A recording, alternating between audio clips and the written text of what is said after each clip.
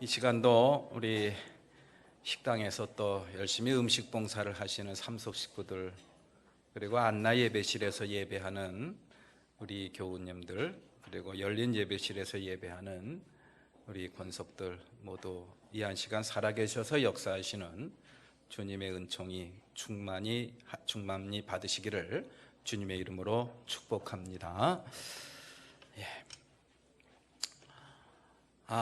우리 지난 시간에 사도 바울의 1차 전도 여행이 시작된 여정을 우리가 잠깐 살펴봤습니다. 사도 바울의 1차 전도의 여정을 우리 지도를 한번 좀 보여주시죠. 지도를 잘 안 보이죠, 그죠? 잘 안 보이는데 여러분들 보시는 데서 오른쪽이 이제 그 이스라엘, 그리고 거기 출발점이 우측 그 중간 지점이 안디옥입니다. 안디옥, 그곳에 최초의 이방인 교회가 세워진 곳이죠. 안디옥 교회에서 배를 타고 지중해로 쭉 나오니까 섬이 하나 있죠. 그 섬이 바로 키프로스입니다. 그 키프로스에서 두 가지 사건이 있었죠. 엘루마라는 박수를 만나서 귀신을 쫓아내는 그러한 모습을 우리가 살펴보았고요. 그리고 그곳에 총독에게 복음을 전해서 복음의 씨앗을 심는 그러한 모습을 우리가 봤습니다. 그리고 거기가 이제 바보라는 곳인데, 그 키프로스 섬 하단이 바보라는 곳인데, 거기서 배를 타고 이제 이 소아시아 지방 밤빌리아 지역으로 배를 타고 쭉 올라갑니다. 배를 타고 쭉 올라가서 도착한 곳이 어디냐? 바로 버가라는 그런 지역이었습니다. 오늘 본문 말씀은 이 키프로스에서 이 바보라는 그러한 도시에서 이제 배를 타고 소아시아 밤빌리아 지역의 버가라는 그러한 곳으로 떠나는 그러한 장면, 또 그 과정에서 일어난 일들을 저희들한테 소개를 하고 있습니다. 이 바보라는 이 키프로스 섬의 그러한 지역에서 밤빌리아의 버가라는 곳으로 떠나는 그러한 과정에서 오늘 본문 말씀에 소개되고 있는 그런 내용을 보면은 그곳에서 한 사람이 낙마를 합니다. 떨어져 나간 거예요. 안디옥 교회에서 이렇게 헌금을 모으고 기도해서 특별히 파송한 바나바와 사울, 그리고 몇 명의 스태프들이 있었어요. 그 중에 한 명이 바로 요한이라는 사람인데, 그 요한이라는 사람이 힘들어서 더 이상 못 가겠다.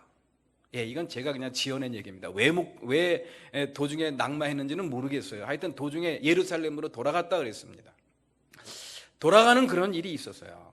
이것은 아주 굉장히 치명적입니다. 같이 전도 여행을 떠났는데 같은 일행 중에 한 사람이 더 이상 못하겠다고 떠난 거예요. 이것은 이 바나바나 거기에 남아있는 그러한 사도 바울에게나 아주 굉장히 치명적인 그러한 사건이었습니다. 이 전도 여행을 계속 해야 되냐 말아야 되느냐, 아주 심각한 그런 결정을 해야만 되는 아마도 그러한 상황이 아니었을까라는 생각을 해봅니다. 오늘 본문 말씀 13절 말씀을 다시 한번 봅니다.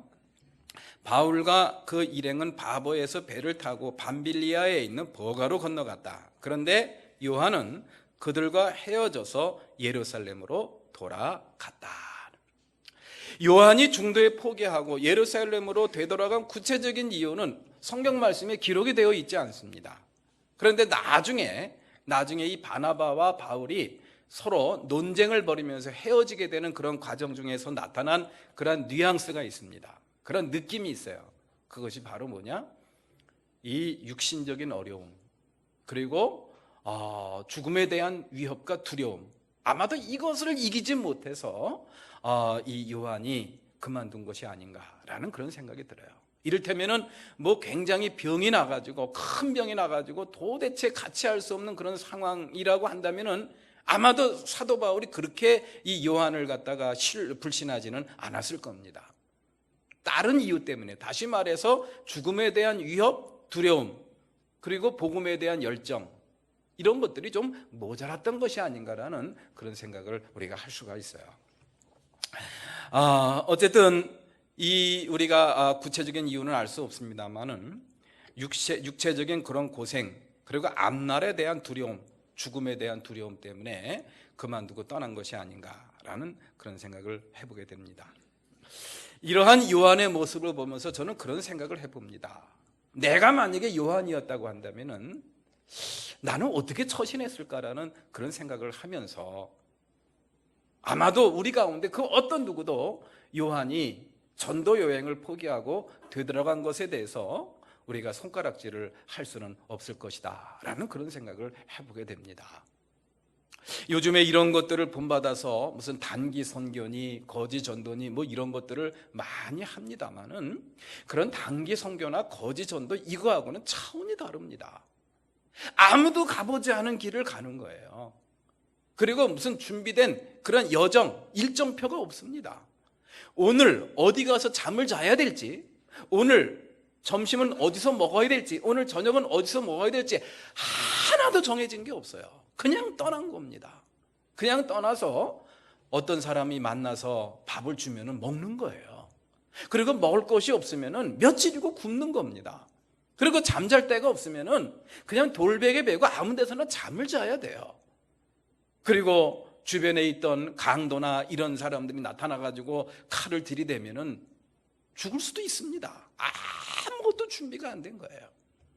그러한 상황 속에서 아마도 이 요한은 극심한 그런 육체적인 그런 고통과 두려움, 죽음의 위협 속에서 그것을 견디지 못하고 손사래를 치고 떠난 것이 아닌가라는 그런 생각을 해보게 됩니다. 어쨌든 우리는 오늘 본문 말씀에서 그렇게 전도 여행을 포기하고 떠났던 요한을 주목하기보다는, 그럼에도 불구하고 바나바와 바울이 끝까지 전도 여행을 포기하지 않고 떠날 수 있었던 그 비결이 과연 무엇인가, 그것을 갖다가 우리가 함께 이 한 시간 살펴봤으면 참 좋겠습니다. 바나바와 바울이라고 해서 요한이 느꼈던 그런 두려움과 고통을 느끼지 않았을까요? 절대로 그렇지 않습니다. 바나바와 바울도 인간입니다. 인간이기 때문에 이 요한이 느꼈던 그런 육체적인 고통과 그리고 죽음의 위협에 대한 두려움 많이 느꼈어요. 또 그러한 고충과 그런 어려움을 수시로 이 사도행전 말씀을 통해서 저희들한테 전해주고 있는 그런 모습을 보게 됩니다. 바나바와 바울도 인간이에요. 인간이기 때문에 그러한 어려움과 고통을 충분히 느끼고 있었다라는 그런 이야기죠. 그럼에도 불구하고 사울과 바나바가 전도 여행을 끝까지 마칠 수 있었던 그 비결이 과연 무엇인가? 제가 소개하는 성경 말씀 두 구절을 통해서 우리는 살펴볼 수가 있습니다. 먼저 로마서 1장 16절 말씀을 보겠습니다. 나는 복음을 부끄러워하지 않습니다. 이 복음은 유대 사람을 비롯하여 그리스 사람에 이르기까지 모든 믿는 사람을 구원하는 하나님의 능력입니다. 이랬어요.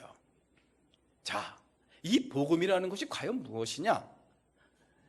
그리스 사람, 유대 사람 할 것 없이 모든 사람을 구원하는 하나님의 능력이래요. 죄를 용서받게 하시고 하나님의 자녀가 되게 하는 그런 놀라운 능력, 그리고 이 땅에서 하나님의 자녀로 살아가고 영생을 소유한 자로 살아갈 수 있는 그런 놀라운 능력, 그것이 바로 무엇이냐? 복음이다라는 그런 이야기. 복음에 대한 남다른 이해, 복음에 대한 깊이 있는 이해를 하고 있다는 사실을 이 말씀을 통해서 우리가 알 수가 있죠. 그리고 또 한 구절이 있습니다. 고린도전서 9장 16절 말씀인데요, 다 같이 한번 읽어볼까요? 시작. 내가 복음을 전할지라도 그것이 나에게 자랑거리가 될 수 없습니다. 나는 어쩔 수 없이 그것을 해야만 합니다. 내가 복음을 전하지 않으면 나에게 미칠 것입니다. 복음에 대해서 모든 사람이 믿기만 하면 다 구원을 받을 수 있는 하나님의 능력, 이것이 바로 복음인데, 그 놀라운 그 복음을 갖다가 내가 전하지 않을 수가 없다라는 그런 이야기예요. 또 그것을 갖다가 목숨을 걸고 전했다고 해서 다른 사람들한테 자랑할 거리가 못 된다라는 그런 이야기입니다. 왜? 마땅히 해야 될 것을 했다라는 그런 이야기예요. 거기서 한 단계 더 나아갑니다. 내가 복음을 전하지 않으면 나에게 무엇이 미칠 것이다? 화가 미칠 것이다. 예. 우리 사랑하는 성도 여러분들, 이 사도 바울이 또 바나바가 복음에 대해서 어떻게 이해를 하고 있나 여러분들 느낄 수가 있죠? 복음에 대해서 이렇게 이해를 하고 있었구나. 이 사도 바울이 고백했던 이 복음에 대한 이해가 우리 사랑하는 성도 여러분들의 이해가 되기를 축복합니다. 그래서 저는 이 말씀을 갖다가 이렇게 제목을 정해봤어요. 복음의 감격이다. 한번 따라서 해보시죠. 복음의 감격. 사도 바울에게 있어서, 바나바에게 있어서 이 복음은요, 감격 그 자체입니다. 너무너무 이 마음에 큰 감동이 되는 거예요. 사도 바울의 인생을 움직이고 삶을 변화시키고, 그리고 자기의 생명을 아까워하지 않고 다른 사람들한테 증거할 만한 그런 충분한 가치가 있는 거, 그것이 바로 뭐였느냐? 복음이었다라는 그런 이야기예요.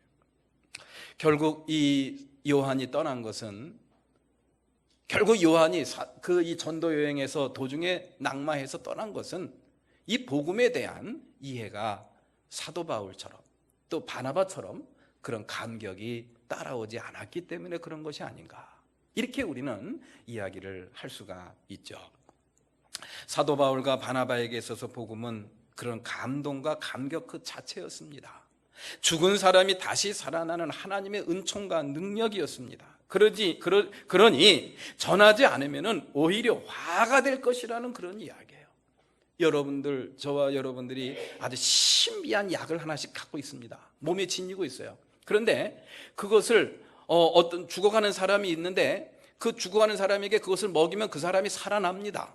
그런데 아까워갖고 주지 않았으면은 여러분들 어떤 마음이 들겠습니까? 예. 이 사도 바울의 마음이 그런 마음이었다라는 그런 이야기예요. 이 세상의 복음을 알지 못해서 죄악 가운데서 죽음의 권세 가운데서 헤매고 있는, 또 죽음의 종로로 타는, 죄의 종로로 타는 많은 사람들을 볼 때마다 심장이 찢어지는 것 같아요.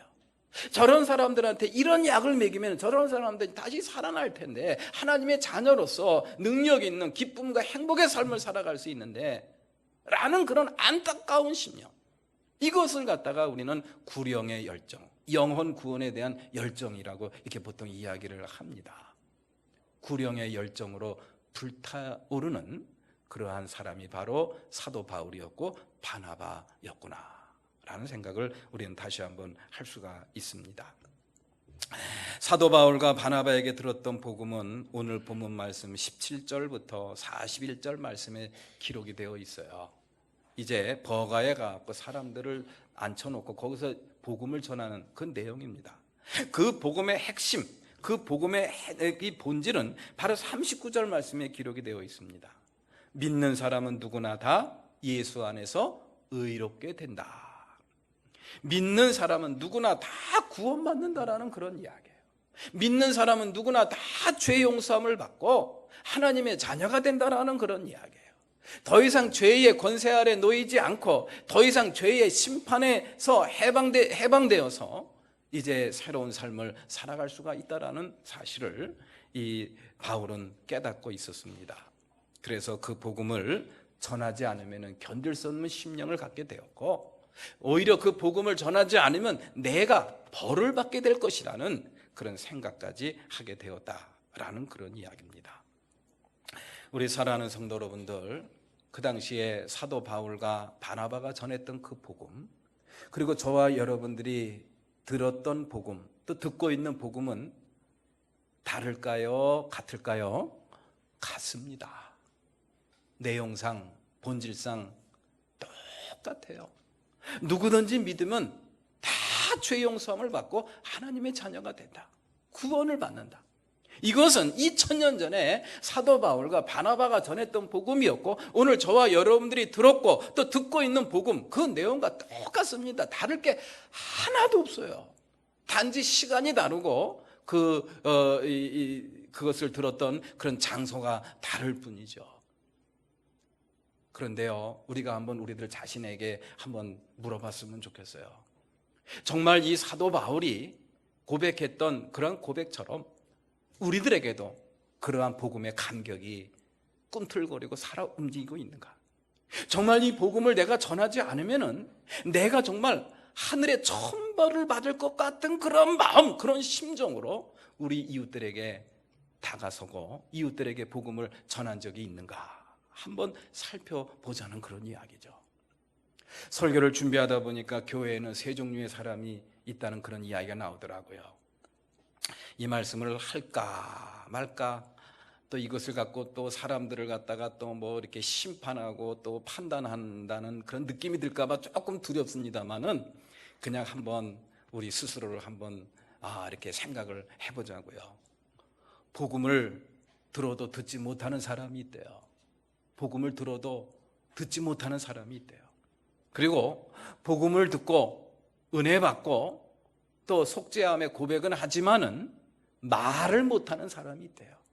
그냥 내가 받은 구원, 나 혼자 믿고 나 혼자 구원받으면 되지 뭐, 그렇게 자기 구원에 만족하고 안주하는 그러한 스타일이 있다고 합니다. 더 이상 말을 못합니다. 마지막으로는 복음을 듣고 그 복음의 의미를 깊이 깨닫고 복음의 감격 속에서 그 복음을 다른 사람들에게까지 전해줄 줄 아는, 말을 할 줄 아는 그런 사람이 있다라는 그런 이야기를 제가 들었습니다. 나는 과연 어떤 사람인가? 내가 정말 구원받고 믿음으로 말미암아 구원받고 하나님의 자녀가 되었다고 한다면 이것보다 더 큰 기쁨이 어디 있습니까? 이것보다 더 큰 행복이 어디 있습니까? 우리의 삶의 가장 궁극적인 문제들, 그런 것들이 다 해결되었는데 이것보다 더 큰 기쁨이 어디 있겠냐는 그런 이야기예요. 근데 왜 나는 말이 안 나올까? 왜 말이 안 나올까? 왜 다른 사람들한테 나의 이 기쁨과 감격을 전하는 것에 대해서 왜 꺼려 할까? 복음의 감격입니다. 복음을 듣긴 듣고 믿긴 믿는다고 하지만 거기에서 바나바와 바울이 누렸던 그런 감격을 우리는 누리지를 못하고 있는 것이 아닌가라는 그런 생각을 한번 해보게 됩니다. 오늘 새벽에 여러분들 축구 보셨습니까? 저는 못 봤어요. 그냥 잤습니다. 자고 아침에 5시 눈이 딱 떠지더라고요. 그래서 이렇게 검색을 해봤더니 3대1로 졌다 그래서 아이고, 이겼으면 오늘 우리 대한민국 국민들 다 얼굴이 환해질 텐데라는 그런 아쉬움이 조금 들었어요. 야, 참 잘하죠, 축구. 이 전 세계에서 이게 참 결승전, 이게 20세 이하의 월드컵입니다. 월드컵, 이것도 월드컵이에요. 근데 이제 일반 월드컵은 이제 누구나 다 참여할 수 있는 그런 월드컵이고, 그리고 이 20세 이하는 20살 이하만 참여할 수 있는 남자 축구 월드컵입니다. 굉장히 잘하는 거예요. 우리나라 축구 역사에 있어서 아마 새로운 한 페이지를 장식하지 않았을까. 그래가지고 전국에서, 서울은 상암 월드컵 축구장, 뭐 대구, 부산, 뭐 어디 광주, 대전 다 모여가지고 응원을 했대요. 1시부터 3시까지. 새벽 1시부터 3시까지. 이게 맨정신으로 돼요, 안 돼요? 안 되죠. 이게 얼마나 불편합니까? 피곤하고 잠자야 될 시간인데 그때 또 차도 또 불편하잖아요. 그런데 가서 응원을 하는 거예요. 구름대같이 몰려 응원하는, 이게 제정신으로 못하는 겁니다. 왜 그런 걸까요? 마음의 감격이 되는 거예요. 마음의 감동이 있으면 합니다. 마음의 감동과 감격이 없기 때문에 못하는 거예요. 복음의 감격 때문에 내가 여러분들 밤을 새면서 주일날을 기다리고 예배를 기다리고 그런 것까지는 바라지 않습니다. 복음의 감격 때문에 그냥 새벽 1시에 일어나가지고 새벽 기도 와서 막 그냥 찬양하고 울면서 기도하라는 그런 것까지는 제가 주문하지 못하겠어요. 적어도 우리가 누리는 복음의 감격은 우리나라가 월드컵 결승전에 참여한 그 소식보다는 더해야 되지 않겠습니까? 그러한 감격과 그러한 감동하고는 비교할 수 없는 것이 바로 우리가 구원을 받았다라는 그런 복음의 감격과 감동이 아닐까라는 그런 생각을 한번 해보게 됩니다. 똑같은 복음을 들었지만은 사도 바울과 바나바는 자신의 인생을 걸고 생명을 바치면서까지 그렇게 복음을 전하는 사람으로 살아갔는데 우리에게는 왜 그런 감동이 전해지지 않을까? 이것을 갖다가 우리는 복음의 변질이라고 합니다. 복음이라는 씨앗은 그대로 있는데 그 복음의 씨앗이 내 마음에 들어와 가지고 변질되었다라는 그런 이야기예요. 이것을 바로 잡아야 됩니다. 이것을 바로 잡아야 우리가 온전한 신앙생활을 할 수가 있는 거예요. 우리에게 속죄의 믿음은 있으나 감격이 없는 것, 이것이 바로 복음의 변질이죠. 예수님이 십자가에서 나를 대신하여 죽으셨다는 거, 그리고 예수님이 십자가에 피 흘려서 내 모든 죄를 대속해 주셨다는 사실을 내가 믿고 고백을 합니다. 그리고 내 모든 죄가 용서받았음을 고백하고 또 그렇게 믿고 또 하나님을 찬양하긴 하지만은 내 삶의 변화가 따라오질 않는 거예요. 왜 그럴까요? 이 복음에 감격이 없는 거예요. 그렇구나. 그냥 드라이하게 받아들이는 겁니다. 속죄의 고백은 있으나 다른 사람들한테 그런 내 마음에 있는 기쁨과 감격을 한 번도 전해준 적이 없어요. 그냥 나 혼자 찬양하고 나 혼자 기뻐하면은 그냥 나 혼자 만족하는 거예요. 그것도 복음의 변질이 아닐까라는 그런 생각을 해보게 됩니다. 이 변질된 복음, 이것을 바로 잡는 것, 그래서 우리의 삶 속에 진정한 복음의 감격과 감동을 회복하는 것, 이게 바로 우리가 이 땅에서 우리가 해야 될 일이 아닐까라는 생각을 해봐요. 이것이 바로 오늘 이 말씀, 이 짧은 이 말씀이 우리에게 주는 교훈이 아닐까라는 그런 생각이 듭니다.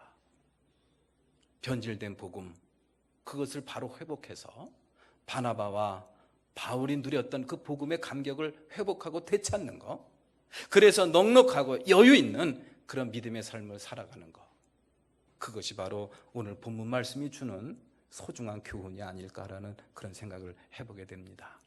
자, 이제 마무리합니다. 그러면은 우리의 삶 속에서 이러한 바나바와 바울이 누렸던 복음의 감격, 복음의 감동을 어떻게 회복을 할 수가 있을까요?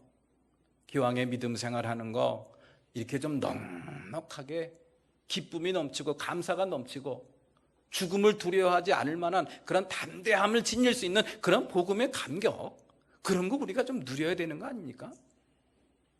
사도 바울과 바나바는 그것을 누렸어요. 무엇 때문에? 복음 때문에. 그럼 우리도 누릴 수가 있습니다. 목숨을 걸 수가 있는 거예요. 생명을 두려워하지 않고 전할 수 있는 그런 복음의 감격을 우리도 누릴 수가 있다는 그런 이야기예요. 어떻게 하면 우리가 누릴 수가 있을 것인가? 여러분들 한번 깊이 마음속에 성찰하시고 또 주님의 답을 구해 보시기를 주님의 이름으로 기원을 드립니다. 제가 아직 끝까지 못 부르는 노래 중에 하나가 있습니다. 어버이 은혜. 그 노래 못 부르겠어요. 제가